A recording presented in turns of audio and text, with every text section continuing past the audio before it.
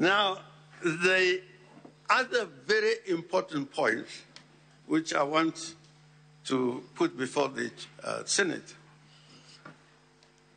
sometime in February 2017, the Deputy President traveled to London, and he went to a hospital in London where his brother was admitted in ICU. When he arrived the next day, he prevailed upon his brother to execute a will. That was on the 17th of February, 2017.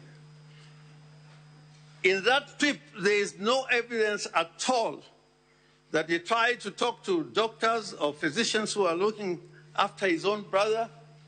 After this visit, he walked away. And 7 days later... Mr. Speaker, I rise to raise an objection. Can I proceed? Mr. Speaker, we owe the Deputy President very elementary decency.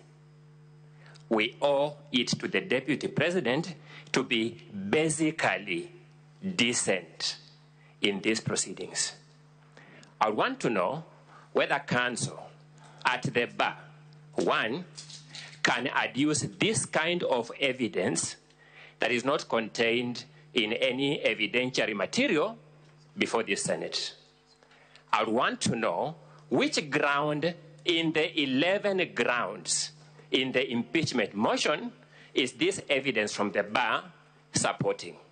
I repeat, Mr. Speaker, we owe the Deputy President the most basic decency. I object.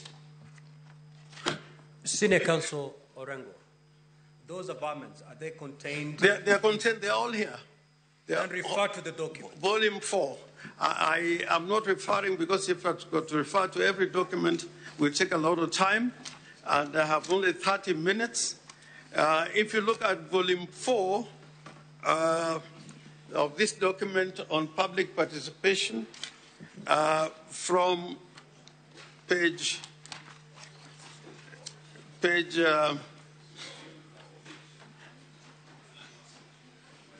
Volume 4 of the National Assembly. Of the National Assembly.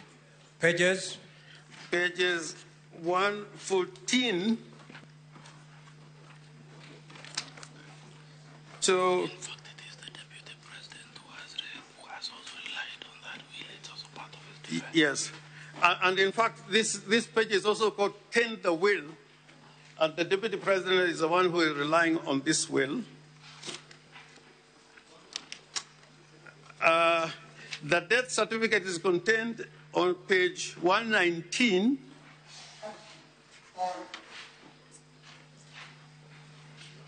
And it shows the only person who attended the deceased, the brother of the Deputy President at that time, was his daughter, was the only person present. And then the